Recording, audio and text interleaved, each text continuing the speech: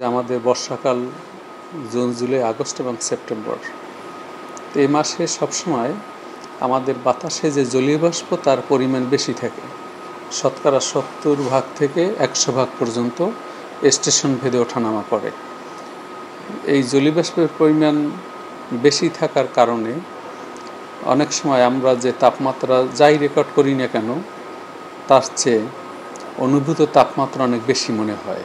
তাও আবার নির্ভরশীল আপনি কোন ধরনের পোশাক পরিচ্ছদ পরেছেন, সেটা সিনথেটিক কাপড় কিনা বা সুতির কাপড় কিনা, আপনি ডাইরেক্ট সোলার ইনসুলেশন সূর্যের আলোর প্রাপ্যতা যেখানে বেশি সেখানে আপনি অবস্থান করছেন কিনা, অথবা আপনি ইনডোরে অবস্থান করছেন কিনা। যদি ইনডোরে অবস্থান করেন ওয়েল ভেন্টিলেটেড রুম কিনা, আপনার বয়স কেমন, আপনি ছেলে না মেয়ে, আপনার কর্মদক্ষতা কেমন, এবং বাতাসের গতি কেমন, বাতাস কোন দিক থেকে প্রবাহিত হচ্ছে, এই অনেকগুলো কন্ডিশনের উপরে এই তাপমাত্রা কতটুকু ফিল করবেন তা নির্ভরশীল। একে অনুভূত তাপমাত্রা বলে। বর্ষাকালে তো সারাদিন বৃষ্টিপাত হয়, কখনো কম, কখনো বেশি, কখনো হালকা বৃষ্টি, কখনো মাঝারি, কখনো ভারী বা অতি ভারী বৃষ্টি।